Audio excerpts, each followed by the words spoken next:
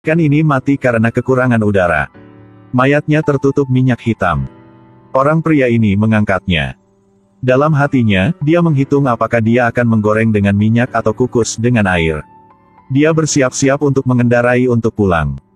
Di tempat yang tidak jauh dari sini terdengar suara yang sangat menyedihkan. Dia bergegas ke sana untuk memeriksa. Adegan yang sangat mengerikan. Tanpa diduga, tergeletak di pasir adalah mayat Duyung. Dia mengambil cabang pinus dan menekannya pada tubuhnya untuk menyelidiki. Tidak ada reaksi. Lalu dia dengan hati-hati melihat sekeliling.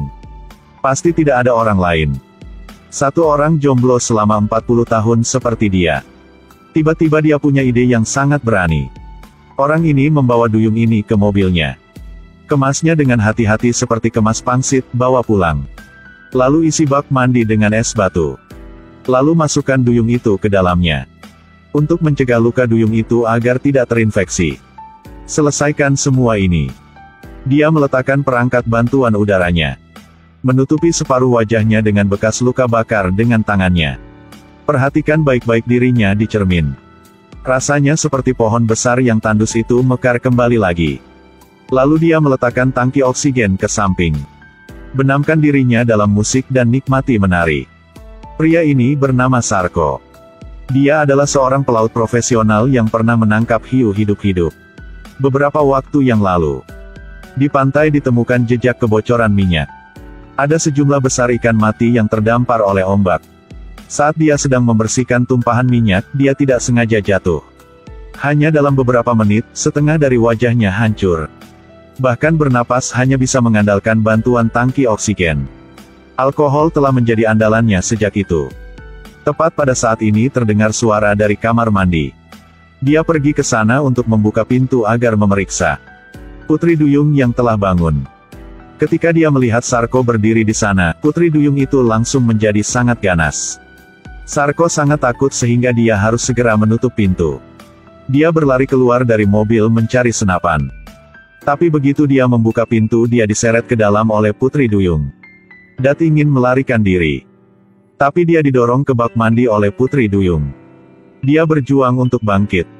Tetapi tiba-tiba tangannya digigit oleh Putri Duyung. Binatang buas pada akhirnya tetaplah binatang buas. Untungnya, dia dengan cepat menangkap jaring ikan di sebelahnya. Akhirnya bisa keluar dari bahaya. Sarko sekali lagi mengikatnya di bak mandi. Dia mengambil pistolnya dan hendak menarik pelatuknya. Tapi ketika dia melihat wajahnya yang cantik, dia ingat bahwa dia sendiri telah menghabiskan 40 tahun sendirian. Jadi dia masih tidak bisa begitu kejam pada akhirnya. Keesokan harinya Sarko pergi ke supermarket untuk membeli banyak daging. Lalu dengan hati-hati bantu Putri Duyung merawat lukanya. Apalagi dengan lembut potong jaring di sekitar wajahnya. Bantu Putri Duyung bisa bernafas lebih nyaman. Lihat Putri Duyung tidak lagi terus melawan. Sarko merasa sepertinya dia sudah menerimanya. Sarko membawa 2 nampan daging datang. Tanyakan padanya nampan daging mana yang ingin dia makan. Tanyakan padanya nampan daging mana yang ingin Anda makan. Menunjukkan bahwa dia ingin makan daging sapi. Sarko memasukkan daging sapi ke dalam mulutnya. Putri Duyung gila merobek daging itu. Suasana hati Sarko agak senang. Dia langsung membawa televisi ke dalam kamar mandi. Menonton film dengan Putri Duyung itu. Bahkan menjelaskan detail filmnya kepada Putri Duyung mendengar. Putri Duyung sepertinya bisa memahami kata-katanya. Tonton film dengan sangat serius. Tidak lama kemudian, Sarko bersandar di bak mandi dan tertidur. Putri Duyung terakhir telah bisa menunggu saat ini. Dia ingin menggigit leher Sarko. Tiba-tiba Sarko terbangun. Sepertinya ada suara aneh di luar. Dia merayap dengan hati-hati selangkah demi selangkah. Seseorang menggeledah rumahnya. Orang itu pernah adalah seorang pelaut bernama Alex. Alex ingin melompat ke sistem kontrol cetak. Untuk merampok perahu nelayannya. Dia menyadari dia tertangkap basah. Alex terlalu malu hingga marah. Dia segera melemparkan pengontrol ke dinding. Kemudian mereka berdua mulai bertengkar sengit.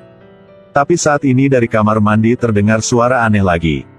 Sarko awalnya tidak dapat menghentikannya. Alex langsung membeku. Dia bertanya pada Sarko bagaimana menghadapi Putri Duyung ini. Menghitung ekornya saja bisa menjual puluhan ribu dolar. Sarko awalnya tidak berniat menjualnya. Alex tiba-tiba memalingkan wajahnya secara terlalu cepat. Dia memberitahu Sarko. Bahkan jika dia tidak menjualnya, dia tidak bisa menyimpan putri duyung di bak mandi. Hari berikutnya Alex mendesain tangki ikan besar di ruang tamu. Sarko takut Alex akan menceritakan kisah putri duyung ini kepada orang lain. Dia segera memberikan perahu nelayannya padanya. Syaratnya adalah merahasiakannya. Setelah Alex pergi, Sarko melepaskan putri duyung ke dalam tangki ikan. Melihatnya di sana dengan senang hati berenang. Sarko tertegun sejenak. Dia bersiap membuat 2 steak.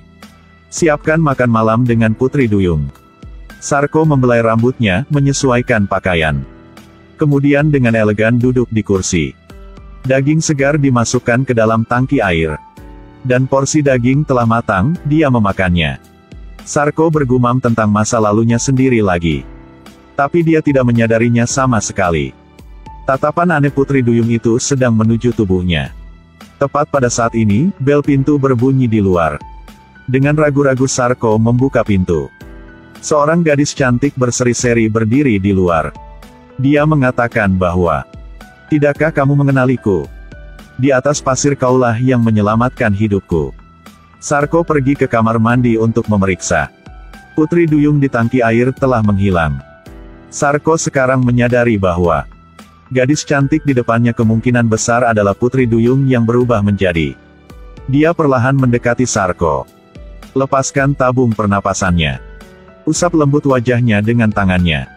Dalam sekejap mata, wajahnya yang terbakar tiba-tiba menjadi halus tanpa bekas luka sedikitpun. Dia bahkan mendekat dan menciumnya. Lalu layar menjadi hitam. Editor film memotong beberapa adegan terbaik kami. Mereka berdua tidak tidur. Sarko tiba-tiba merasa penuh energi. Mulai bercerita tentang masa lalunya yang gemilang kepada dia mendengar. "Saya Sarko, Raja Laut." Tapi waktu masih belum berlangsung lama. Lalu tiba-tiba beberapa mobil tiba-tiba berhenti di depan rumah Sarko. Dia menyuruh gadis itu untuk tidak pergi keluar. Biarkan dia pergi sendiri untuk memeriksa. Tapi yang dia tidak tahu adalah, penampilannya masih terlihat seperti dulu. Sebenarnya, orang-orang ini setelah mendengar cerita tentang putri duyung. Jadi mereka datang untuk memaksanya membawa putri duyung leluar. Melihat Alex berdiri di belakang mereka, Sarko segera mengerti. Dia menyuruh mereka menunggu di luar. Dia masuk ke dalam untuk ajak putri duyung keluar. Tapi kemudian keluarkan pistolnya.